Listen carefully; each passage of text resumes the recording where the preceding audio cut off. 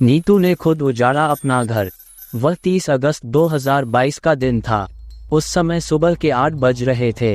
हरिद्वार जिले के रुड़की शहर की कोतवाली गंगनहर के कोतवाल ऐश्वर्य पाल उस समय अपने क्वार्टर में ही थे। उस वक्त वह कोतवाली आने के लिए तैयार हो रहे थे। जैसे ही ऐश्वर्य पाल बाथरूम से नहा कर निकले तो उन्हें अपने क्वार्टर का दरवाजा खटखटाने की आवाज़ सुनाई दी। ऐश्वर्य पाल जोर से बोले, कौन है? तभी गेट की दूसरी तरफ से आवाज आई, सर, मैं थाने का मुंशी संतोष हूँ। इसके बाद ऐश्वर्य पाल ने मकान का दरवाजा खोलते हुए संतोष से पूछा, सब कुछ ठीक तो है? नहीं सर, काफ़ी देर से कंट्रोल रूम से वायरलेस पर एक मैसेज लगातार आ रहा है। मैसेज में बताया जा रहा है कि अपने थाना क्षेत्र सालिया मंगलौर बाईपास पर सड़क के किनारे एक युवक की गर्दन कटी लाश पड़ी है। सर, क्षेत्र में लाश के मिलने का मामला थोड़ा गंभीर है। संतोष बोला, ठीक है संतोष, तुम कोतवाली में फोर्स को तैयार करो, मैं 5 मिनट में वर्दी पहनकर आता हूँ। ऐश्वर्य पाल बोले। इसके बाद संतोष चला गया। मामला चून की हत्या का था, इसलिए कोतवाल ऐश्वर्य पाल ने लाश मिलने की सूचना तत्काल सीओ विवेक कुमार व एसपी देहात प्रमेंद्र डोभाल को मोबाइल द्वारा दी और खुद तैयार होकर कोतवाली पहुंच गए। इसके बाद कोतवाल अपने साथ एसआई धर्मेंद्र राठी, एसआई पुनीत दसौनी, विक्रम बिष्ट, महिला थानेदार अंशु चौधरी तथा सिपाही इसरार व भूपेंद्र को लेकर घटनास्थल की ओर चल पड़े। घटनास्थल कोतवाली से महज 8 किलोमीटर दूर था, अतः पुलिस टीम 10 मिनट में ही मौके पर पहुंच गई। कोतवाल ऐश्वर्य पाल ने देखा कि मौके पर काफी भीड़ थी तथा वहां पर आसपास के गांव वालों की भीड़ युवक की लाश को घेर कर खड़ी थी।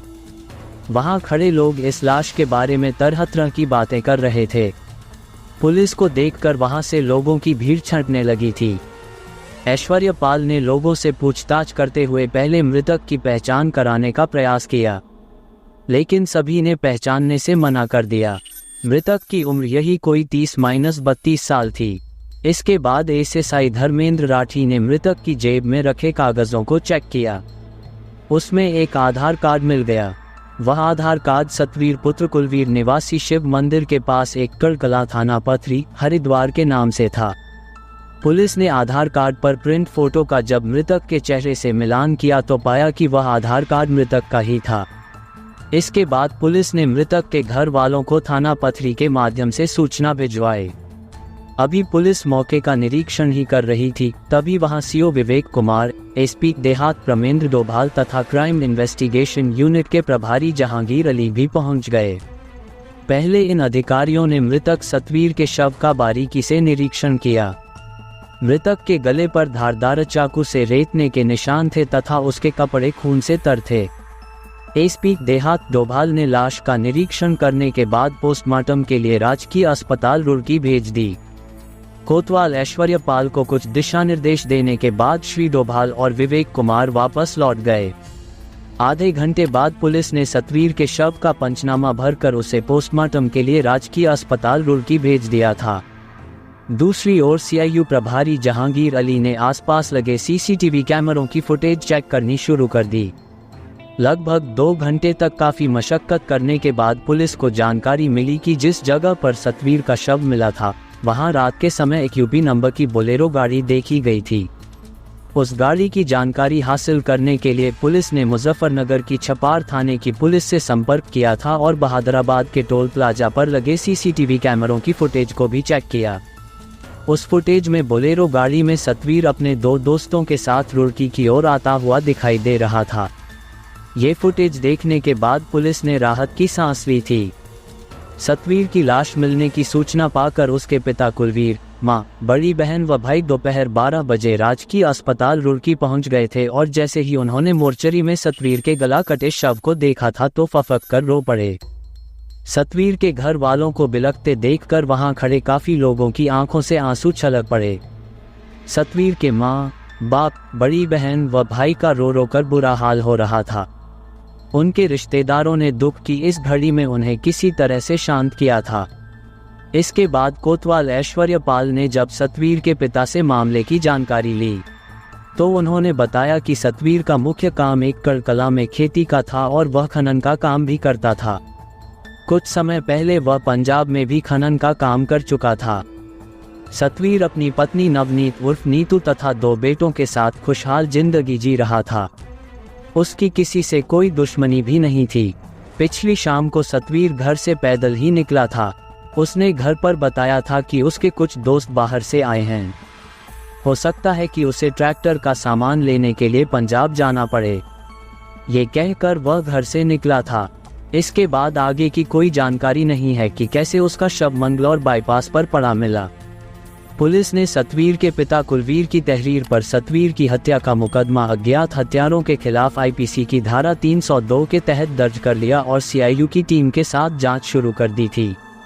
शाम को सीआईयू ने बहादुराबाद टोल प्लाजा की रुड़की रोड की वह फुटेज सतवीर के पिता को दिखाई थी, जिसमें Satveer Bolero number UP 12R8409 में अपने 2 दोस्तों के साथ जा रहा था। कुलवीर ने सतवीर के एक दोस्त को पहचान लिया था।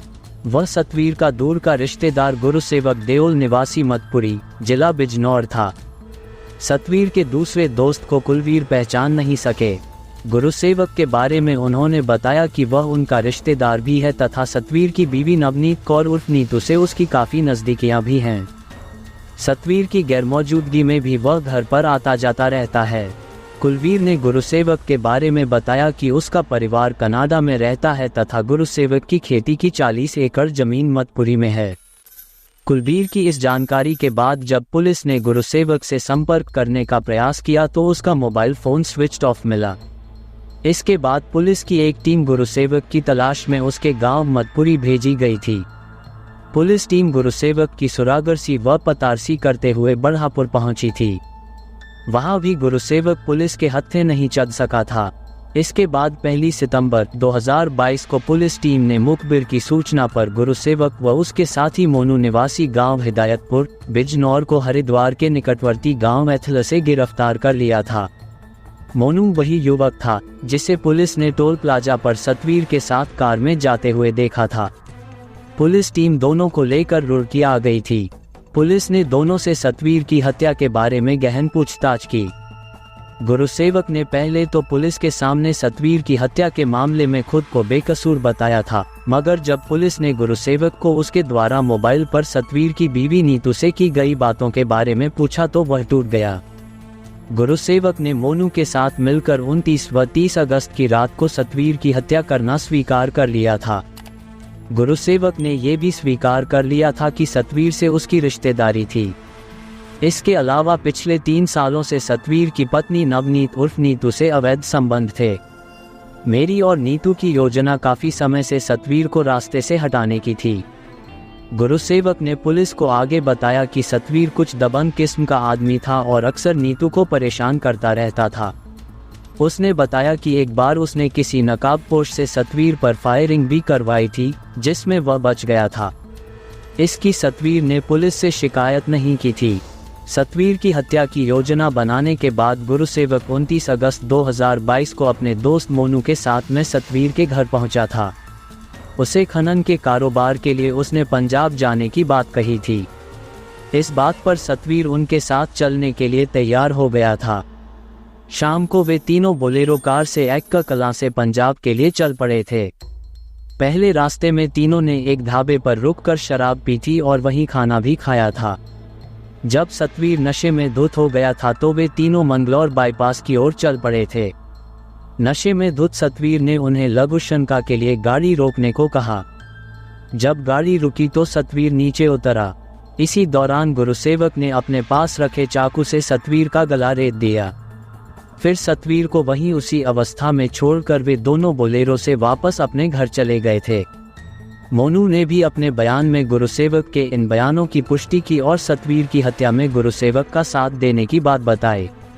इसके बाद पुलिस ने सतवीर की पत्नी नवनीत कौर उर्फ नीतू को भी गिरफ्तार कर लिया था।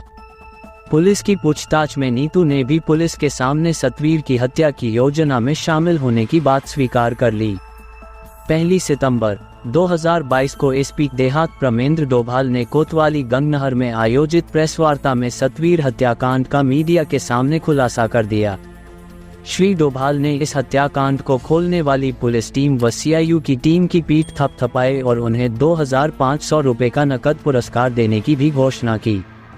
सतवीर की पोस्टमार्टम रिपोर्ट में मौत का कारण सांस की नली कटने तथा ज्यादा खून बहना बताया।